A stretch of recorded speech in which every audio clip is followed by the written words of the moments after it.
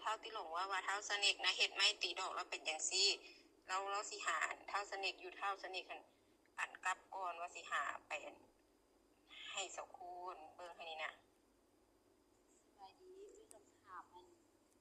สเน็กเบิ่งดูว่าสเน็กได้ได้ทุกไม้ตีดอกเท่าตีลงบ่นะ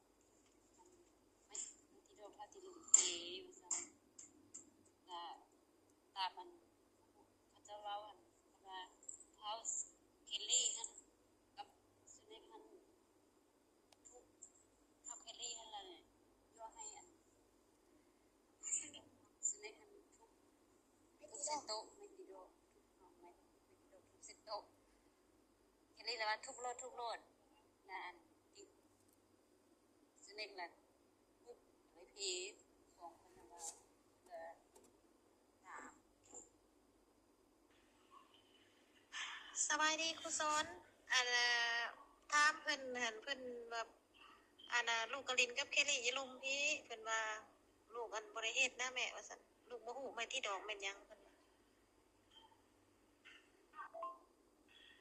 แต่อันลองถามหมู่เพิ่นเบิ่งว่าไผแน่เห็นหันนะโคเบิ่งอันน่ะถามเบิ่งให้แน่ผู้ใดเห็นหันนะตัวจริงมันเป็นแนวใดหันนะเป็นจังไดล่ะพ่อพันเอื้อเนี่ยเด้อคันถามครูอันซื้อมาความจริงให้เอื้อเนี่ยเด้อครูเด้อคันถามว่าอันแม่นน่ะนะให้แม่อันให้ที่ลงทะอันน่ะบอกว่าราคาเท่าใดหันนะแล้วสิโอนเงินให้แม่แล้วให้แม่พาไปซื้อสบายดีเอ้ยเรื่องใหม่ตีดอกขนาดนั้นโบเมนสเน็กกับ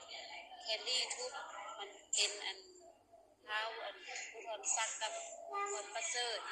เป็นผู้ทุบนะแล้วอันเท้าอันมีไม้ตีดอกนี่กับเพชรเป็นเด็กพิเศษได้